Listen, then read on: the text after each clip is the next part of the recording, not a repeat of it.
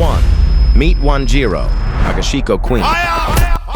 She's the ultimate patient queen, still waiting for her man who went to buy milk in 1998, believing he's almost back.